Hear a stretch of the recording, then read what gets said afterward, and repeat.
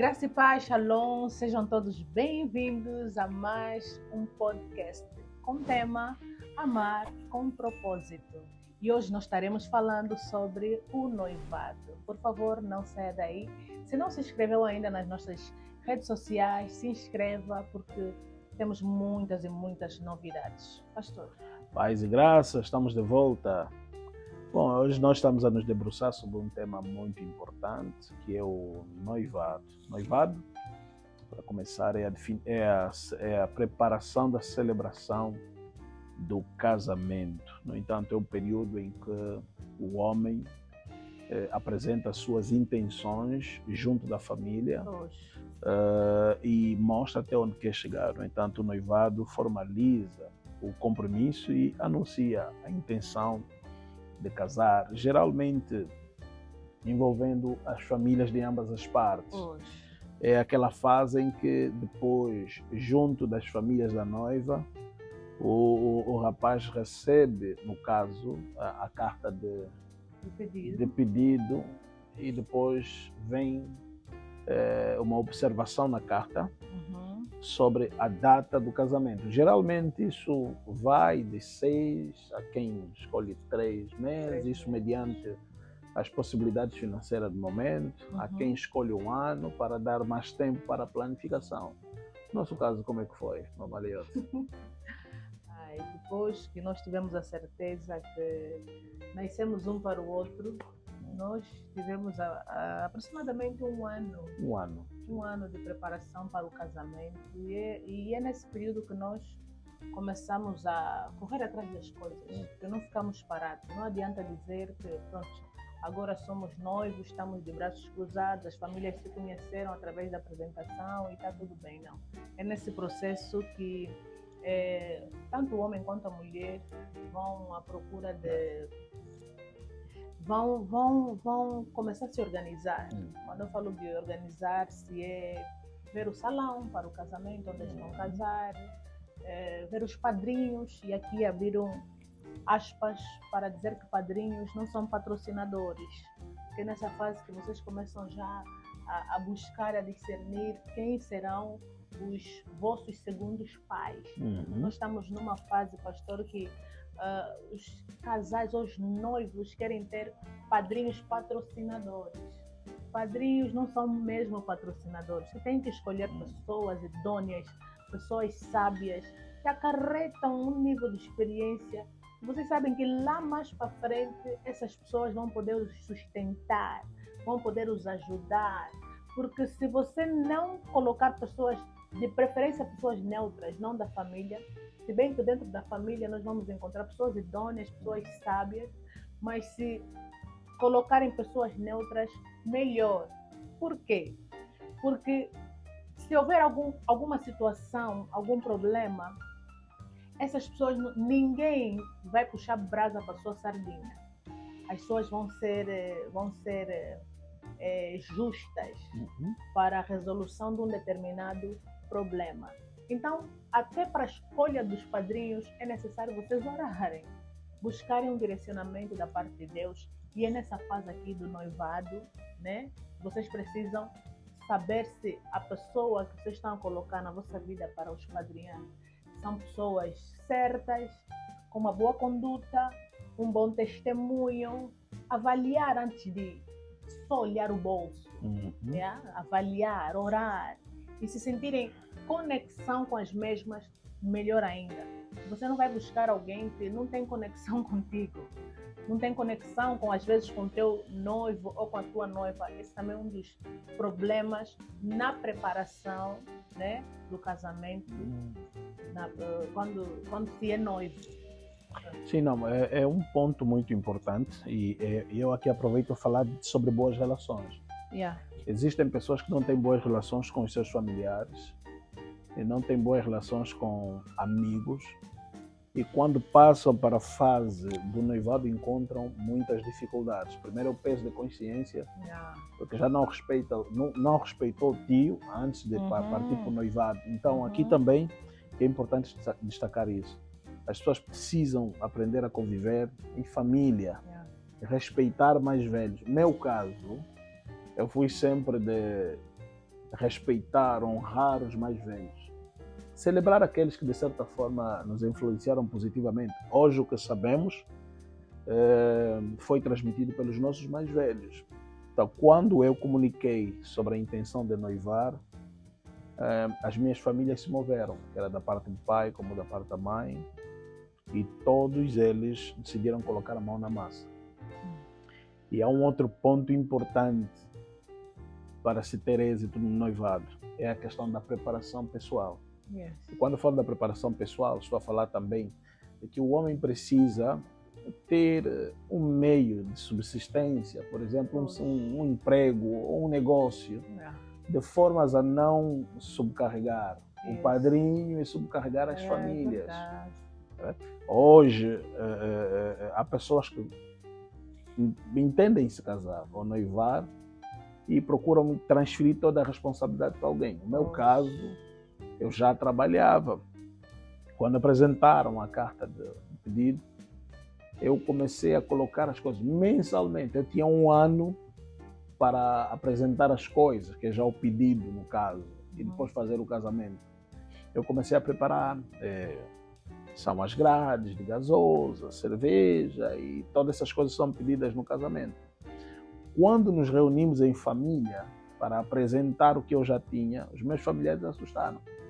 Lembro-me muito bem que o meu tio disse, olha, você já tem a maioria. E eles simplesmente contribuíram para complementar. Vezes há em que há jovens que acabam, de certa forma, passando vergonha diante da família e não só, porque eles entendem que os outros são obrigados. Você não pode ver os seus familiares, os seus padrinhos obrigados a fazer o que você deve fazer. Até porque isso te desprestigia como homem. Porque depois começam a haver aqueles momentos de ingerência da família, porque eles deram. E sabe, quem te dá, você tem dívida moral. E quando você tem dívida moral, às vezes, nem sequer você consegue rebater uma situação, mesmo que te é favorável. Então, acho que o preparo é importante, o preparo individual. Também a questão da boa relação com as famílias é importante. Para não se dar o caso de que você está cheio de inimigos na família e quando quiser fazer o noivado, nem sequer um tio vai para o dia do seu pedido e acaba passando vergonha mesmo.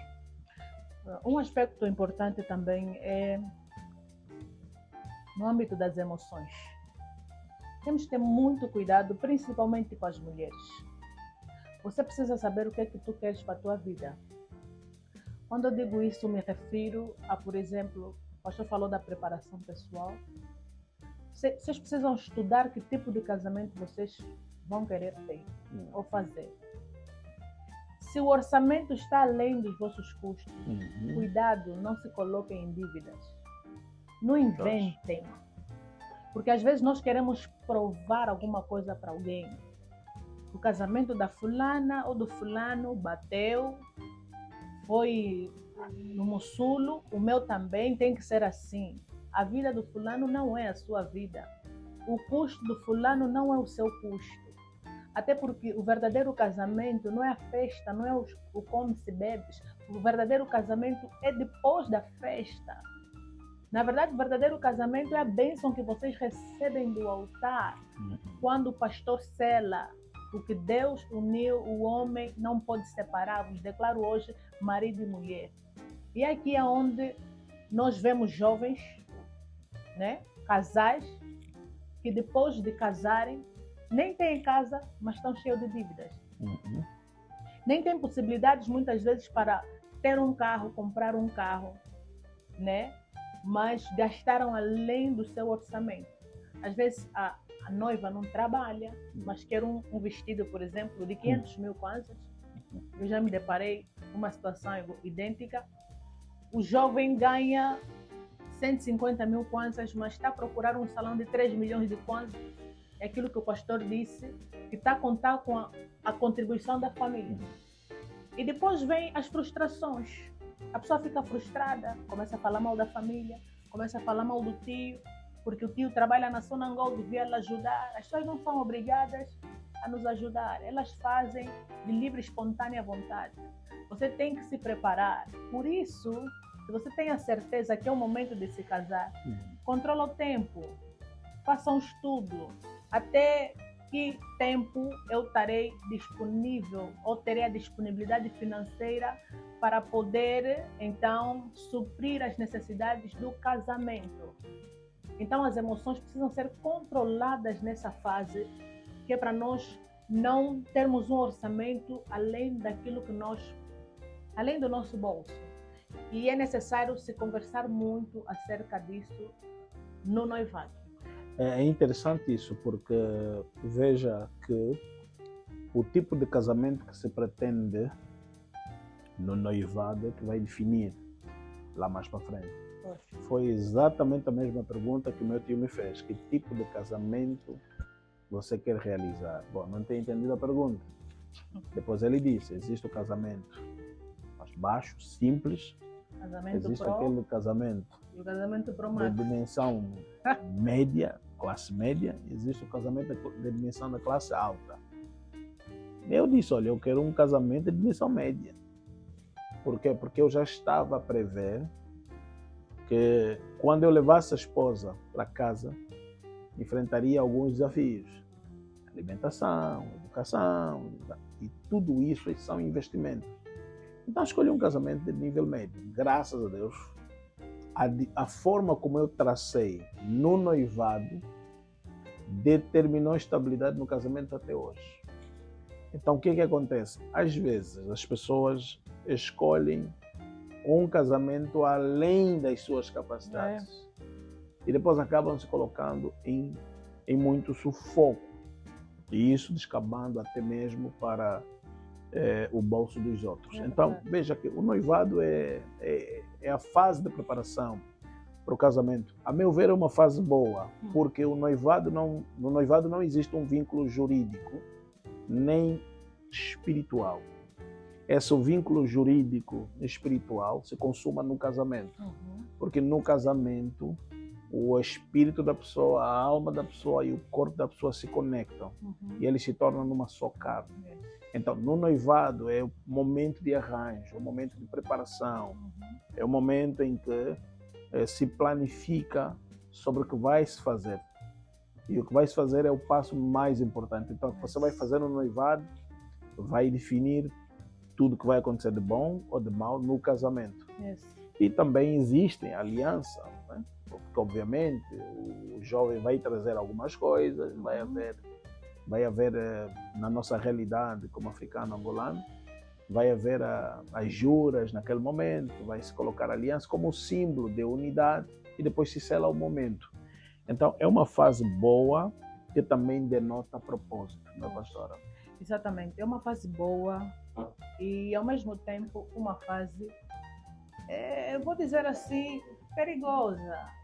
Por quê? Porque o diabo, ele é oportunista, é mentiroso e ele mente bem. Os noivos precisam ter um certo cuidado, porque com a apresentação da família ou quando as famílias se conhecem, dá a impressão que vocês também já devem se conhecer na intimidade.